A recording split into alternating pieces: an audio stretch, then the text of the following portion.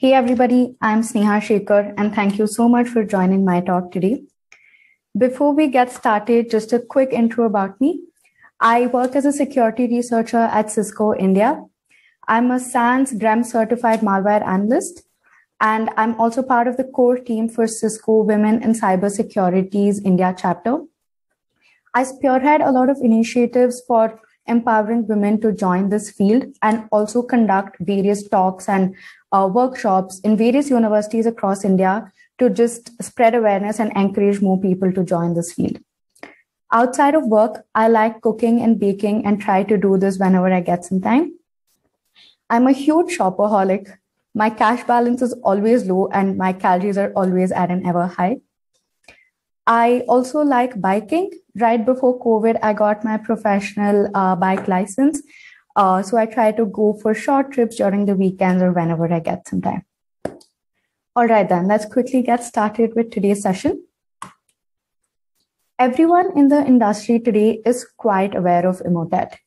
It's probably one of the few malware strains that has been around for so long and has undergone so many different transitions during its active period.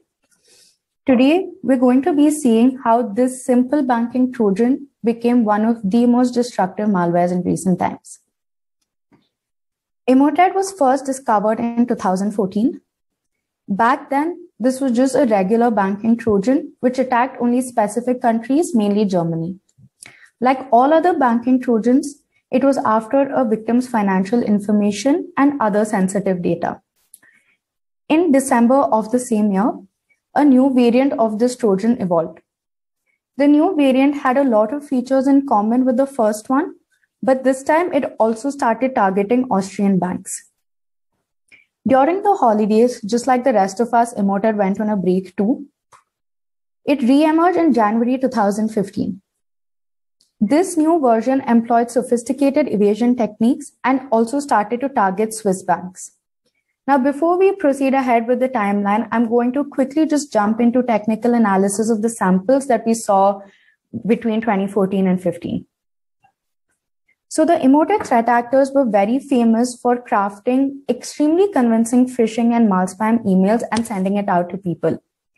These phishing emails were generally centered around payment or shipping invoices or any other trends or buzzwords that were there in the industry or the world at that time. So as you can see on the screen, this is an example of a phishing email that was sent out to the Emotet victims. This one spoofs DHL. This is another example. So the Emotet threat actors also wanted to target as many people as they could, and they wanted a very high success rate. So like I mentioned before, at that time, the threat actors were targeting some very specific countries. And so the language of the email also would generally cater to only that audience. These emails either had malicious attachment or a malicious link, as you can see here. And when this link was clicked, it would download a file onto the victim's system. For an unsuspecting user, this may just seem like any other regular PDF. And since they've gotten an email asking them to probably check out an invoice or look at a particular receipt, they would double click on this to open it, and that's when they get infected. What appears as a PDF to just about anybody is actually a malicious executable. And when the user double clicks to view the PDF document, the exe runs in the background and they get infected. Yeah, static analysis was performed on the sample. The strings command was run on it, and it gave us some very interesting insights. So the strings command here showed us some imports that the malicious exe was using. For example, you can see get tick count here. This was basically a sandbox evasion mechanism that was used by Emotet. A get tick count checks the tick count of a particular system. So suppose the malware is being run in a VM in order to reverse engineer it. VMs generally have a very low tick count. So this was then spotted by the malware and it wouldn't execute. On the other hand, if the tick count was anything upwards of say 12 minutes or over, the malware would assume that it is running on not in a VM and it would execute and go ahead and infect this person. Get cursor position is another sandbox evasion technique used by these threat actors. So generally in automated sandboxes, the cursor does not move. So the Emotet Trojan here was trying to identify the position of the cursor. And if it saw that it was stationary for most part of it and it wasn't moving, it wouldn't execute. The Emotet threat actors also almost always packed their malware. So by loading it in a tool like Detect-It-Easy, we can see here that it was packed using an MFC packer. This is another evasion technique that the threat actors of Emotet used to use. When the sample was loaded in IDA Pro, we saw again some very interesting imports like get current process ID, create process, exit process, and things like that. Now, usually these imports, when they occur together, it's probably because the executable is trying to perform process injection, where it injects its malicious code into an already existing process, or it creates a new process to run its malicious code from. So the new process can be created using, say, create process, and a handle to the process is opened using the import open process. Now, this trend of Emotet, where it is packed, it comes in via phishing emails, and it has some interesting strings like this. This continued over 2014 and 15. In 2016, this was the year when Emotet became a loader too. As in, not only would Emotet be dropped on a victim system and it would infect the victim, it was also used to load additional malware and additional Trojans. At this stage, Emotet also refocuses attacks only on Germany. 2017 was the year when the whole malware as a service concept began. Malware as a service is basically like software as a service, but for malwares. Customers can rent malware on a subscription basis, which makes it very easy for just about anybody to launch a cyber attack. During this year, Emotet was seen in a lot more areas around the world, like Canada, the United Kingdom, China, etc., which is also an indication of the success of malware as a service as a concept taking off. At this stage, so like I mentioned in the during 2014 and 15, the Emotet samples were still packed, but those were packers that were able to be detected. We had tools to detect it. At this stage, we also started seeing the threat actors use custom packers. The thing with custom packers is tools like Detect-It-Easy cannot detect it. So that's why you see the screenshot does not detect that the sample has been packed. So what generally happens at this stage is when the malicious process runs, it spins a new process. And when it runs, it unpacks the packed code into memory, and the new process starts executing this malicious unpacked code from memory. So I'm just going to, so these are screenshots of loading the sample in a debugger to just see how actually it operates.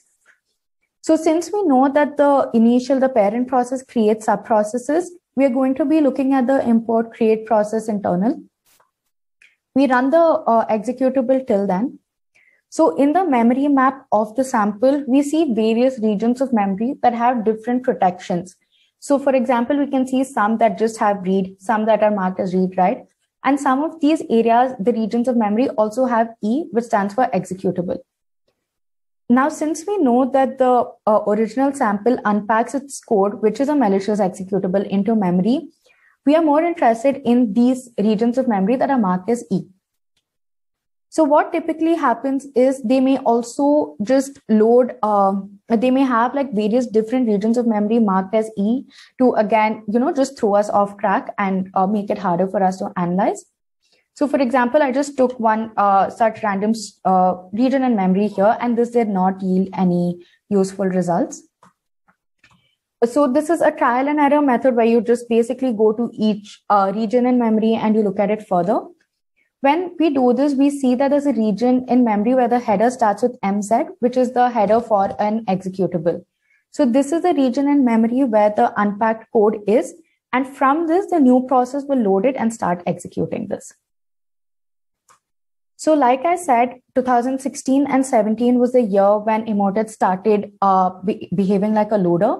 It started loading Trojans like the iced-ID Trojan. So again, the main Emotet sample would come in either via malicious attachments or links in emails. So this was an example of a malicious file that was received by a user. It just looks like any other regular Office 365 document. But when you enable content, that is when you enable the macros to run, the victim gets infected because the macro code actually has a malicious malware code. When OLE VBA was run on this particular sample, it again showed us some interesting results. Auto open is a function that is there in Microsoft Office Word and Excel documents. This function is basically used to automatically execute parts of code when the document is open. Malware authors misuse this by placing their malicious code inside this function. So when a user opens a document, the malware runs automatically.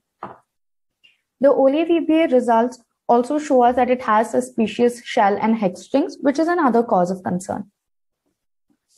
This particular sample was then loaded in a debugger, a Microsoft Visual Basic debugger, and we saw that it had macro code. Now, this macro code was extremely obfuscated and encoded, and a lot of the very usual encoding techniques that were noticed till then was attempted on this, but it gave no results.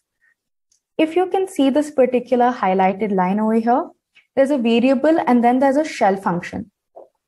And it is suspicious for a macro code to be having a shell function in it. So we then went ahead to look at the variables present in the macro code and the values in the variables. So there was one particular variable that stood out here, where the value was something that started with cmd/v/c, which is basically a command line command. Now, if you just quickly go back to the previous slide, the shell function calls the same variable over here, and that variable has a command line command, so it's definitely suspicious and is definitely doing something that shouldn't be happening. We then decided to take this value of the variable, and we got an extremely obfuscated code snippet. The Emotet threat actors basically wanted to make it as difficult as possible for them to be detected, and they wanted to evade all possible security tools and researchers. So in this code, they had various different obfuscation techniques. In this particular code, there were random caret symbols that were just dispersed around the text, and the whole script had to be first stripped off of this. This particular macro code also used an environment variable. The environment variable was set to a particular string, and there was a for loop that basically iterated through the environment variable, which at the end of it gave us a PowerShell script that looked like this. So this PowerShell script, if you notice, it has a bunch of URLs. It has about 5 to 6 URLs in a list. And basically what the malware tries to do over here, it goes and visits each of these URLs one by one to try to download the stage 2 payload. So like I said, at this stage, Emotet became a loader and it was trying to download additional malware also. So after it infected the system, it would go to each of these URLs to try and download this particular exe that you can see here, which is called lkx.exe. The Emotet threat actors had basically thought about all possible scenarios. So they didn't just put 1 or 2 URLs, they had 5 URLs over here. This was basically a fallback mechanism. If for some reason the first URL wasn't reachable, or the file wasn't present in that location anymore, it would then go to the second URL and third and fourth and fifth until it got the file to infect the victim system. Just to reiterate the whole process over here, the macro code had a shell function which contained a variable. That variable was basically a command line command that used that with the help of environment variables, it basically made a PowerShell script, which would then go to various different URLs to load the additional payload. The domain callouts that we can see when the malware was run is the same as the URLs that we saw, meaning again, just basically reiterating the fact that it was going to each of those URLs to try and download the additional payload. This trend was observed up until about 2018. 2018 was Emotet's first appearance in the United States of America.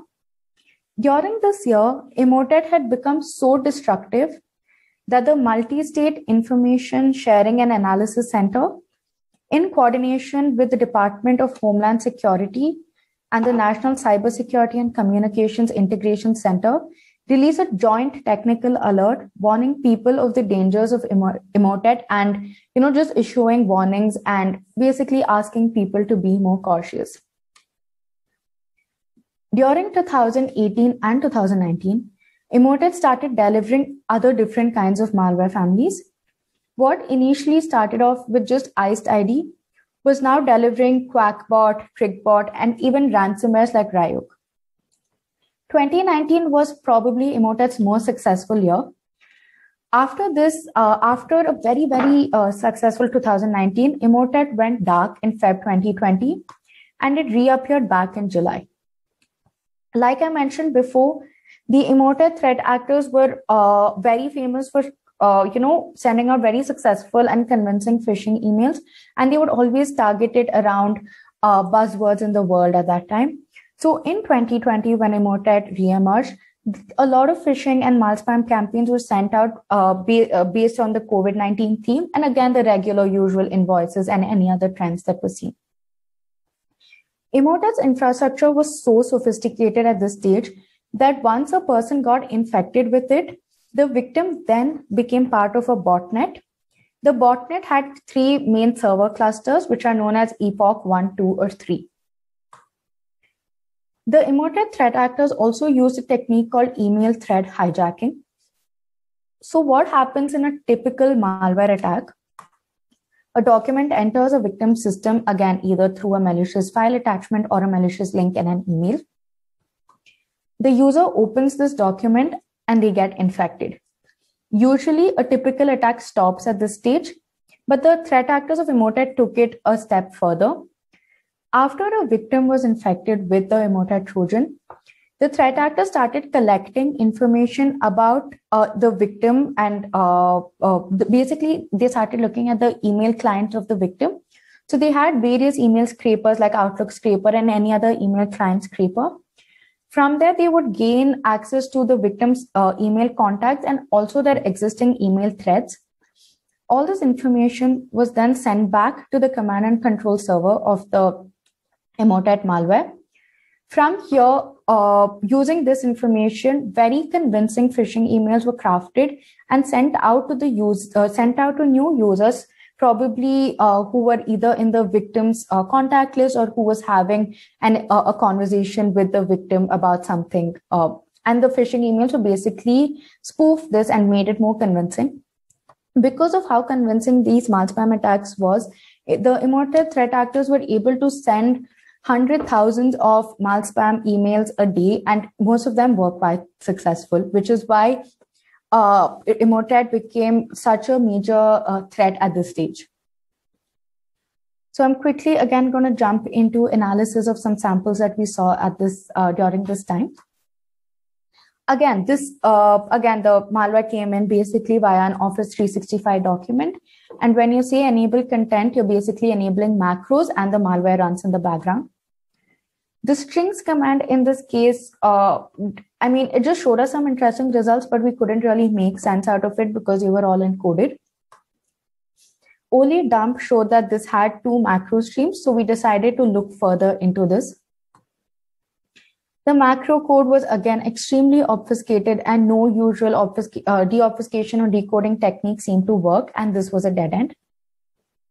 The malware was then run in an isolated environment, and the screenshots that you can see are of the process tree when the malware ran. So the process tree shows that the malware spun a PowerShell process over here, and the PowerShell command is seen here. We then decided to look into this, and this was a PowerShell script. Fortunately for us, this time it was encoded with base64. So we could decode it by just using any base64 decoder, any regular base64 decoder. When this was decoded, we got some code that looked like this, which was again similar to the previous sample that we saw, except here again, the obfuscation techniques were quite different. For instance, various different variables and strings were just had to be concatenated. Also, there's a split function here that splits based on character 42, which was the asterisk symbol. So it had a list of URLs again, and it was splitting the URLs based on this particular character to make it harder for any automated tool to detect it, because it wasn't a one size fits all kind of solution. Each time it was spun, it had a different obfuscation or a different encoding technique. When the whole code was cleaned up, again, it gave us a PowerShell command that was a script that was similar to the previous case that we saw back in 2016 and 17. Here again, there is a list of URLs which the threat actor was using as a fallback mechanism. There's another check here that I would just like to draw your attention to. So here, after the file was downloaded, it checks the length of the response body against this value. And only if it was greater than or equal to, it would go ahead and come out of that for loop and stop going to the next URL and continue with its execution. So for example, when it goes to the first domain, this particular domain over here, this is a screenshot of the Wireshark traffic capture that was captured when the sample was running. So it goes to this first domain over here. This returns a 404 error, but luckily Emotet had a fallback mechanism. So it went to the next URL in the list. This particular domain gave us a file name with this random string.exe. And as you can see in the response header, the header starts with MZ, which means it was downloading an executable. And most probably, it was definitely a malicious executable. The domain callouts are again in line with the findings that we have already seen. So, all right. So after, when you get the document and you enable content, and basically after the macro gets to work, the first thing that the Emotet malware does is if it would check if the user had admin privileges or not. This was used to decide the kind of persistence mechanism to be used by Emotet. If the user had admin privileges, a new service was created, and each time the system was booted again, this would load from the system32 folder or the syswow64 folder. If the user did not have admin privileges, the executable would be stored in a temp directory and would be referenced using common registry names. So as you can see here, this particular executable that the Trojan has downloaded is stored in the temp directory here. So probably the user did not have admin privileges here, and this was how the Emotet malware achieved persistence.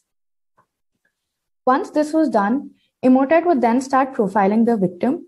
It would collect various information about the victim's system and processes running in it, their operating system, things like that, and send it back to the command and control servers.